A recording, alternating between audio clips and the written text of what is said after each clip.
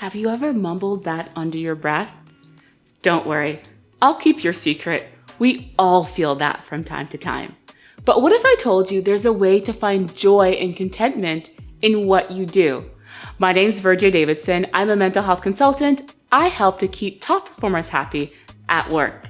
Welcome to Starve Effect. Let's talk about it.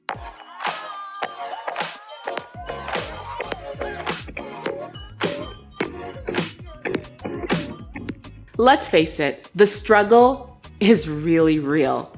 So let's say you are a graphic designer, or you work in the corporate world, or you love your job and you're pouring everything, your last ounce into it because you enjoy it. But there are different elements in your job that you might not like the commute to work, or maybe there's a micromanager that just keeps on overseeing you a little too close. Or maybe there's a coworker that you just don't really jive with. Whatever it is, there's always a why behind that thought of, I don't want to go to work. So how do we find that joy and contentment when we clearly are feeling like we don't want to do it? The first tip I'll share is it's so important to get into your flow or your zone. What are the areas that you love about what you do? And speak up, talk to your supervisor about this. The more you share what you enjoy, that's when you can begin to tailor the work that you do to something that will help you to grow and to succeed. The second tip I'll share is there's more than one way to make a living. Yes, that's true. I used to be of the mindset that, it's just about the 9 to 5, but it's really not. Did you know that research shows that as we build up the other area of our lives, that this then can flow into our work and make our work even more productive? But the key is investing in things that you enjoy. So it could be a hobby. It could be another business idea that you had that you decided, I can't do this because I don't have the time. Or it might be a sporting event. Whatever it is, it really depends on you. But it's so important to open up your mind to different ways to live, because that's when you have true contentment, that your work and your non-work is not competing, but in balance. The third tip is take control of your health.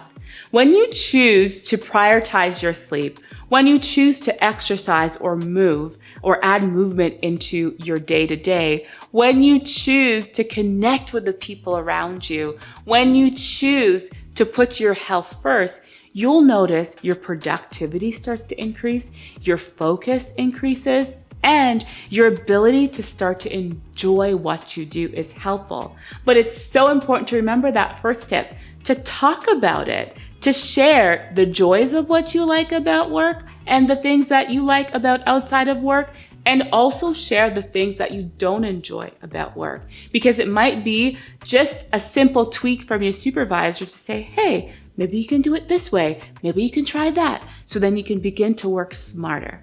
The next tip is network, network, and network. You never know who you will meet, and you never know what place this person will be in your life.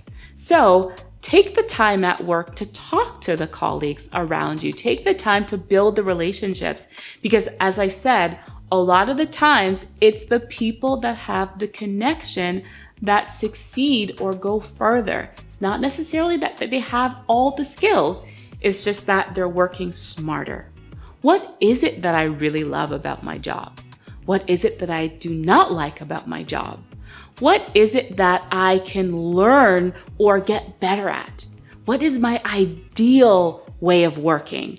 Is it remote? Is it with people? Is it with X, Y, and Z?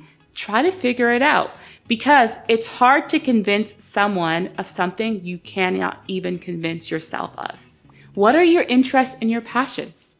It takes some time sometimes to think about what you enjoy and infuse it in your day-to-day, because that comment of, I don't want to go to work, it might be a loaded thought.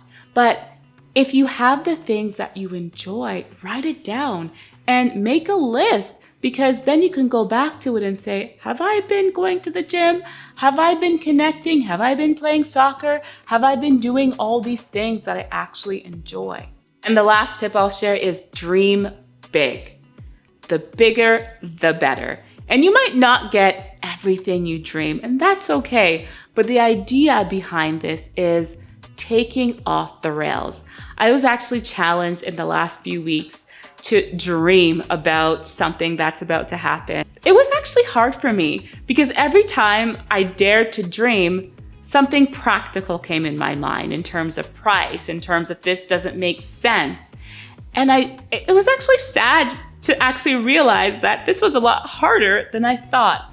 But then the idea is when you decide to dream big, you are taking off the limits from yourself. And the best person to do that is you, and no one could do it for you. I hope these tips are helpful. And the next time you find yourself saying, I don't want to go to work, I encourage you to think about the things that I just shared. Until next time.